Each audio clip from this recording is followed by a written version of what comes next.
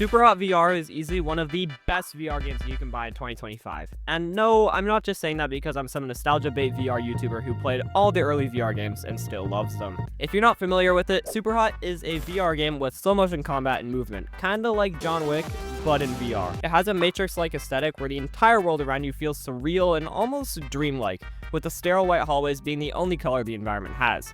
It keeps the world simple so you can focus on taking down your enemies, which are these red guys. Don't really know what they did, but I guess we're shooting them now. The gameplay is pretty straightforward. You progress through a series of levels where you take out bright red faceless enemies because, as famous YouTuber Danny once said, slicing red boys is pretty fun because red boys. When you're playing the game, you are forced to come up with creative ways to take out different enemies. You start with just your fists, but as you advance, you get access to a wide arsenal of weapons, including pistols, shotguns, hammers, and even frying pans?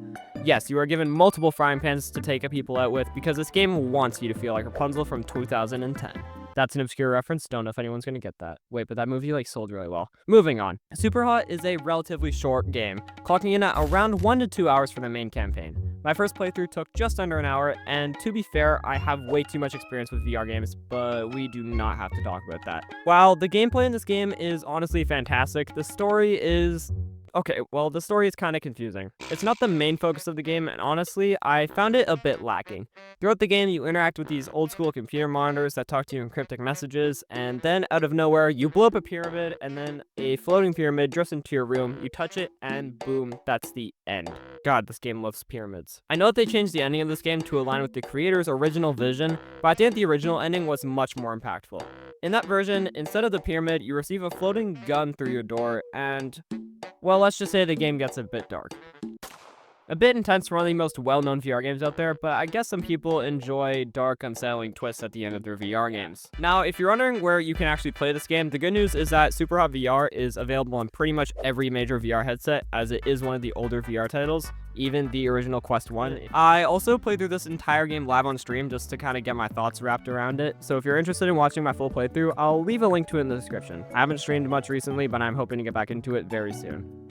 But if I had to give this game a rating, I'd probably give it a solid 8 out of 10. The gameplay in this game is incredibly fun, but the ending and story left me feeling a bit underwhelmed. That said, once you finish the main campaign, the game throws a ton of new content at you to keep things fresh. After beating the game, you unlock a selection of floppy disks that let you modify the experience in some insane ways. There are some modifiers like only headshots, 1 life, and even a speedrun challenge that requires you to beat the entire game in under 10 minutes. I have no idea how that's even possible. Okay, maybe just try flailing your arms around like a madman and hope you don't punch through your wall and pray that you get a good time. If you have a solid VR setup and don't mind the occasional punch to the wall, I highly recommend picking up Superhot VR. I got lucky and managed to avoid any wall-related injuries while playing this game live, but trust me, I have punched my hands on many different surfaces way too many times while playing this game. At least I can still kill these guys. Ow!